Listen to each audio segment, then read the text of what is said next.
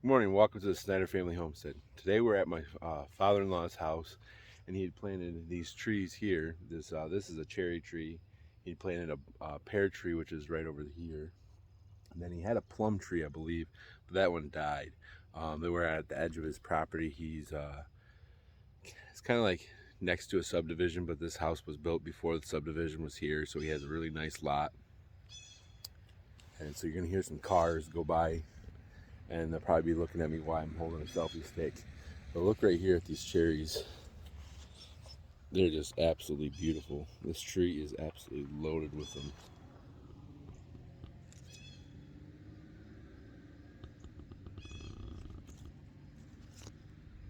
I'm gonna flip you around and give you a better view. I don't know how. I mean, you just look. Now, I'm not gonna be able to pick all up in there because this is on a selfie stick. Not trying to be too loud because it's like 7 o'clock in the morning still. But these cherries are just everywhere. The higher you go, the more cherries there are. It's just so beautiful. I got my cherry picking equipment, which is right there. Got this bucket and that bowl, and we're gonna get to work.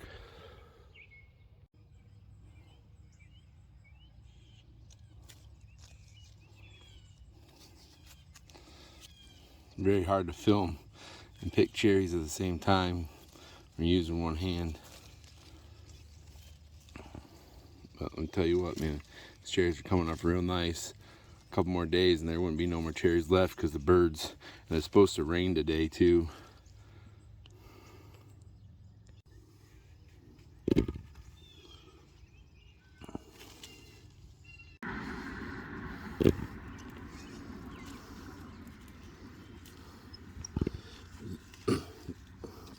Cherry picking fills up kind of fast. I mean, they're large.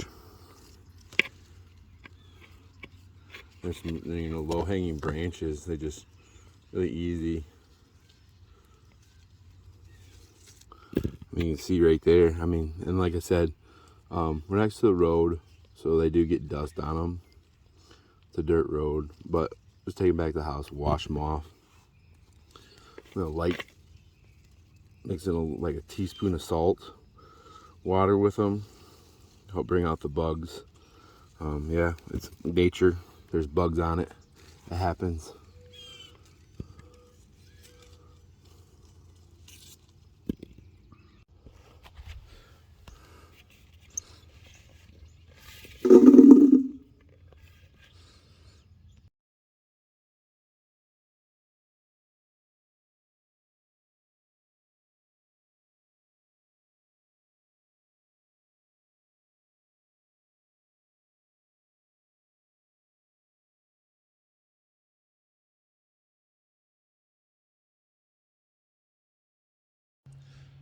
Well, since it's Saturday morning and there's a lot of houses around, I gotta start wrapping this video up because everybody's starting to wake up and start driving around on the roads, running lawnmowers and weed whackers. I'm gonna show you how I'm picking these cherries. So the easiest way to do this is, let me readjust this camera. Try to hold it with my neck. So the easiest way to do this is start the lowest branch, wherever you can start picking, and then just pick up the branch. That way you get a better clean pick. Here, I'm gonna try to get you back in focus. And you start to pick up the branch like this here.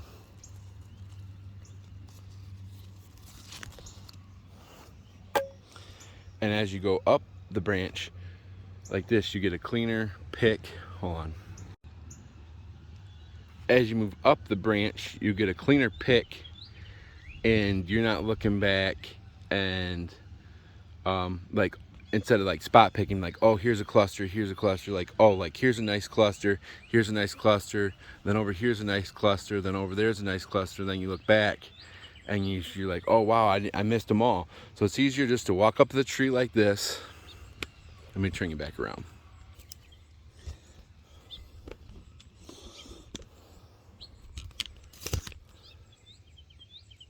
All right, so it's easier just to walk up to the tree, pick a branch, and then just pick up the branch as far as you can reach. Just pick it up, and then you follow the offshoot back as far as you can reach, and then you come back down to like this off branch right here and pick up as far as you can reach.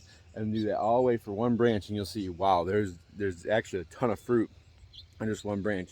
And that doesn't just go for cherry trees. I mean, it's for cherry trees, mulberry trees, anything you're picking. Blackberries, raspberries. Pick that whole, like with blackberries, pick that whole vine clean before you jump to the next bunch. It's you'll be way more consistent, way more thorough with your picking. Don't be worrying about leaving enough for the birds, because there's plenty enough for the birds. Whatever you drop, there'll be some for the birds and the mice and so on and so forth. Same thing with peaches. Start with that one branch and work your way up as far as you can reach.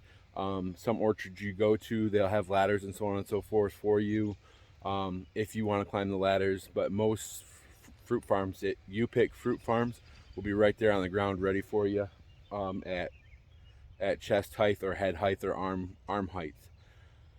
Same thing with picking grapes. Pick right here in front of you. Pick this area right here in front of you, and then move on. All right.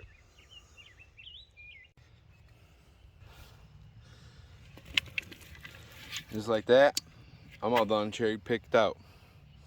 Just remember, when you're out with kids picking fruit, you might have some really great memories picking fruit with your family or friends or whatever. Some really good times, but they haven't experienced that yet. So try to keep it fun. Let them pick at their leisure. Try to teach them. Don't yell at them. Try to teach them, hey, this is how you do it. Let them pick a couple and then let them go explore. Just teach them to stay out of the vines, the briars, and it's not to break stuff. Same thing with the trees. Teach them how to respect the trees, not to break the trees. You know, some of the trees, okay, it's fine to let them climb in because they're big enough. Like that tree there is big enough. If you let them climb in it, that's fine. Sometimes the fruit's too ripe. If you let them climb in it, they'll all fall down. I get it. But when the kid is done picking, don't force them to pick. I mean, I don't know what kind of homesteading you're doing or subsistence farming, or I don't know what your circumstances are, but this is 2023, and as far as I know, no one has to eat like this. A lot of people choose to eat like this. So there is no have to do this for children.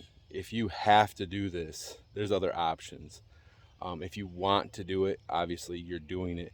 But if you had to, like if you had to, like the world was a completely different place, like pandemic, no food on the shelves kind of thing. Of course, if I had to, I could pick this whole cherry tree completely clean if I had to. I don't want to. I've picked that. I think it's 3 gallons. I've picked 3 gallons of cherries. I've had enough fun. I'm starting to get hot. I've wiped my face a couple different times. It's no longer fun for me, so I'm done. I might come back tomorrow, but I don't think so. I mean, there's these cherries are super ripe, and it's gonna thunderstorm this afternoon, so that sometimes that changes the taste. And these are sour cherries, or tart cherries.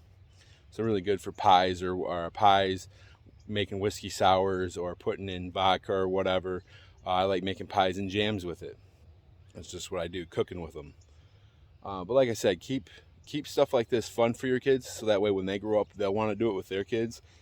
If you make them do it, they're going to hate it.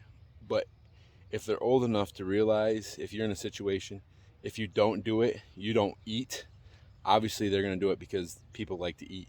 And they'll understand later in life why you made them do it, because you had to do it to eat and to survive. Oh, there's a car coming. So like I was saying, if you have to do stuff like this, if you have to homestead because there is no option, if you have to grow all your own food, because that's just how your life is, your kids will appreciate it later in life, because you're putting food on the table and they know that. And if you can teach them that, that's fine. If they grew up doing it, they might not know anything different, so they just understand the work behind it. But a lot of today's kids are privileged, and they just don't understand, well, why am I going out and picking this? I don't even like this stuff. Or they just don't understand this type of work because they didn't grow up doing it, which is really sad, because these kids these days just have zero work ethic. A lot of it's to blame on, society and how society's changing, and it's just it's our responsibility to change that, because the world's not going in a really good place right now. I really don't like it. So it's up to us to teach our children to how to be better members of society, to treat each other with respect, uphold the Constitution, um, live off the land. Don't let big pharmaceutical companies tell you what to do, how to eat, how to live. Even big government. You know, I vote how I vote, you vote how you vote. But at the end of the day, there needs to be less government and more people doing for themselves, not relying on government to tell you what to do and what you can do and where to go and what to do. So grow your own food and do what you want. Have a good day. Thanks for stopping by the Snyder Family Homestead.